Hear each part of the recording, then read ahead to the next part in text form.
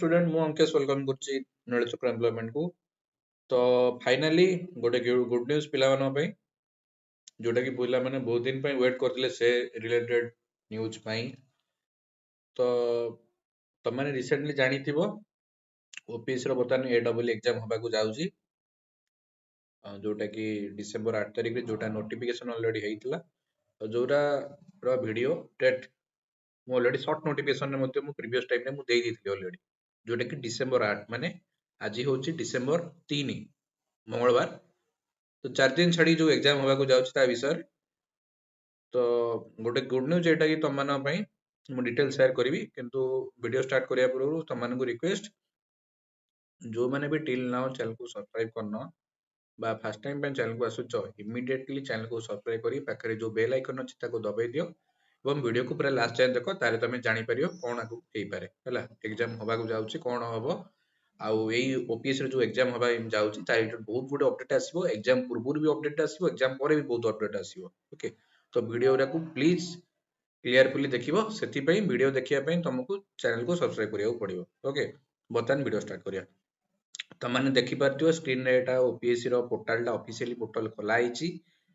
तो हमर latest notification हमर एडमिट कार्ड आसी जाइची, लिखा आइची कोन ना डिसेंबर 3 माने आजी आसी जाइची download admission certificate and instructions for the preliminary examination for the recruitment to the post of assistant executive engineer civil, which is advertisement number 33 of 2023-24. Okay, that means our last year रे financial 2023-24 रे employment जोटा अच्छी employment year रे तो OPSC रो जो advertisement number 33 थिला सेतिरे हमर जो ओपीएससी जो कंडक्ट करिवो AW exam assistant executive engineer civil पई हमर पंचायत राज आ ड्रिंकिंग वाटर डिपार्टमेंट रो जो असिस्टेंट एग्जीक्यूटिव इंजीनियर रो जो रिक्रूटमेंट होबार थिला तार एडमिट कार्ड हमर ऑलरेडी आसी जाईची, जोटा कि प्रीवियस टाइम रे मते नोटिफिकेशन ऑलरेडी थिला। नोटिफिकेशन मु देखिया माने कोनी कारण ऑलरेडी मु सेटा ऑलरेडी प्रीवियस वीडियो रे मु कहितली जो माने भी देखिया पई चाहछो नोटिफिकेशन चैनल पळे मोर जो अछि नीलचक्र एम्प्लॉयमेंट चैनल रो शॉर्ट सेक्शन को पळेबो, शॉर्ट वीडियो रे लेखा हितिबो OPSC AW exam. Okay OPSC AW exam पई नोटिफिकेशन आसले सेठ तमे आराम से पाई परियो। तो जो माने भी न जानि परियो दया कर जो माने वीडियो देखुचो रेगुलरली हमरो तो प्लीज वीडियो को टेके अधिक रो अधिक अमाउंट रे शेयर करो, से माने मते देखि मते जानि परिबे हला। तो जो माने भी जानिया पई चाहछो शॉर्ट नोटिफिकेशन माने शॉर्ट वीडियो रे मु देइतली सेटु मते जाई चेक करि परियो। शॉर्ट वीडियो रो लिंक मते मु एई वीडियो रो डिस्क्रिप्शन रे मु ऑलरेडी देइ दिथि, तो माने जाई चेक करि परिबो। तो sir link pin comment already कर देइथिबो। तो एटा होची हमरो जे एडमिट कार्ड आसी जाईची ऑलरेडी आज जोटा आसीबार थिला आज पर नोटिफिकेशन जेतु डिसेंबर 8 रे एग्जाम होबा जाउची संडे। तो आज हमर आसी जाईची नोटिफिकेशन एडमिट कार्ड डाउनलोड रो एग्जाम तमरो जो टाइम स्टार्ट होबार थिला 10 आई थिंक तमरो होची जस्ट ए मिनिट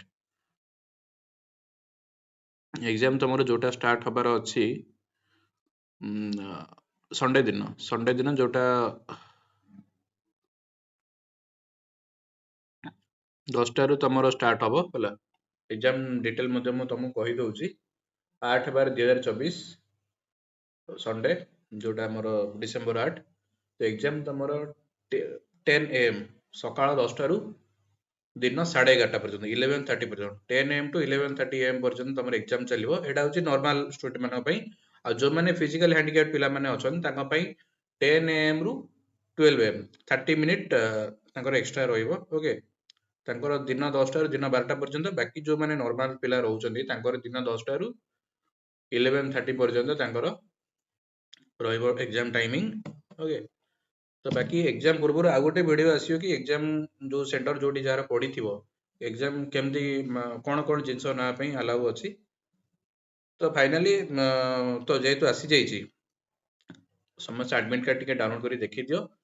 सबटा जोटा इंपोर्टेंट गुड न्यूज जोटा मु कहिया को चाहूची वर्तमान